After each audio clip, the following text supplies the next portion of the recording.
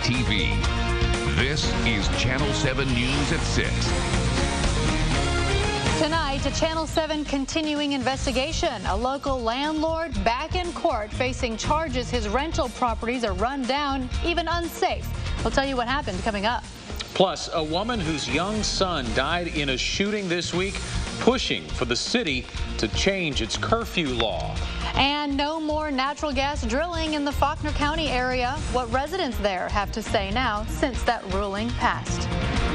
Good evening. Tonight, I'm Christina Munoz. And I'm Scott Inman. Some residents in Faulkner County wondering tonight what now after the state's Oil and Gas Commission voted to shut down all injection wells in the area. This impacts a total of 4 wells, 2 owned by BHP and 2 by separate Oklahoma companies. Michelle Rupp spent the afternoon in Greenbrier to see what residents there think about the shutdown. It is tonight's top story. It's a busy Thursday in Greenbrier. Lunchtime at the Wagon Wheel restaurant on Highway 65. The talk of the town is no more earthquakes. The Arkansas Oil and Gas Commission voted unanimously Wednesday to permanently close what is there and will not allow any new injection wells in a roughly 1,100 square mile area. I've kind of got second thoughts whether it's going to hurt or help some of them, you know, on the money wise and the economy up here on helping the businesses. I don't know what kind of impact it's going to have. That's why I kind of don't know whether it's good or bad either way. But I do know since they shut it down, we couldn't be shaking so much.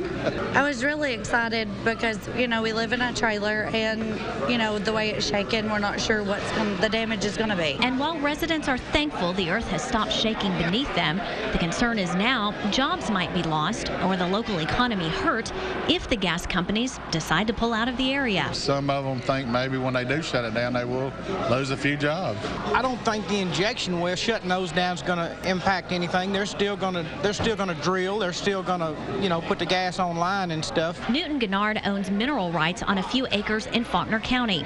Under his contract, he'll make money as long as gas companies are drilling. If they pump gas out of my hole, it's got to be paid. They've got to honor their end. A representative here at the Arkansas Oil and Gas Commission tells me a handful, if any, jobs will be lost because of the permanent shutdown of the injection wells. Michelle Rupp, Channel 7 News. Thank you, Michelle. And the deputy director of the Oil and Gas Commission says the shutdown will have no impact on the production wells. New at 6 tonight, a young man is beaten to death in Hot Spring County, and police say 4 teenagers are to blame. On July 20th, police responded to a call on Traskwood Road. Investigators say 4 juveniles had, without being provoked, attacked 2 men walking in the area. One man managed to flee, but Kevin Thornton, who was visiting the area from Alaska, was beaten nearly to death. He was on life support until yesterday when he died. All 4 juveniles, meantime, 2 age 16, a 14, and a 17-year-old were arrested and are now charged with second-degree murder. They will likely be charged as adults. Murder charges are now dropped against a man arrested in a 1995 shooting death. Prosecutors say it's because the key witness refuses to cooperate. The cold case was reopened in August when police found new information that led to the arrest of 34-year-old Tremel McIntosh. The witness said that McIntosh confessed to killing Larry Robinson near Central High School, but the key witness now refuses to testify since being found guilty for drug conspiracy. 1 week ago, Little Rock landlord Imran Bora was ordered to find a new attorney. Turns out his new attorney is his old one. Here's 7 on your sides, Jason Peterson. Imran Bora writes a check out for $4,805, the price he is paying for failing to maintain his rental properties. Mr. Bora is in a very tough economic market right now for his business. He fell behind in getting some repairs done. Complaints about Bora-owned rental properties date back more than 25 years. Bora received several new citations at court on Thursday. Since last week, the life safety issues in occupied homes at number 2 Rugby Street and 2403 South Pine Street have been fixed. And lawns have been mowed and lots have been cleaned up at more than a dozen other Bora properties, but not in time to avoid close to $5,000 in fines and court costs. Mr. Bora, you just spent. Not going to make a statement. You just spent thousands of dollars. Wouldn't it be easier to manage your properties right the first time. Adcock, who quit as Bora's attorney less than a month ago, is back on board, believing his client is serious about doing better. I believe that Mr. Bora will make a consistent and concerted effort at this point to fix these properties, and that's where we are. Now, in explaining why he is once again representing Mr. Bora, Adcock told the court that apparently he is the only lawyer in town dumb enough to do it. If it was an attempt at humor, no one laughed, including Mr. Bora, who was standing right next to him. All right, Jason, thank you for that update. The Arkansas Supreme Court ruling today, drug court proceedings cannot be broadcast on television. This follows advice of an ad hoc committee that studied the pros and cons of showing drug court proceedings to the public, and the committee says defendants could act a certain way if they knew cameras were rolling. Funeral arrangements have been announced for Arkansas's most well-known philanthropist, Jennings Osborne. Osborne, as you know, died yesterday at the age of 67 following complications after heart surgery.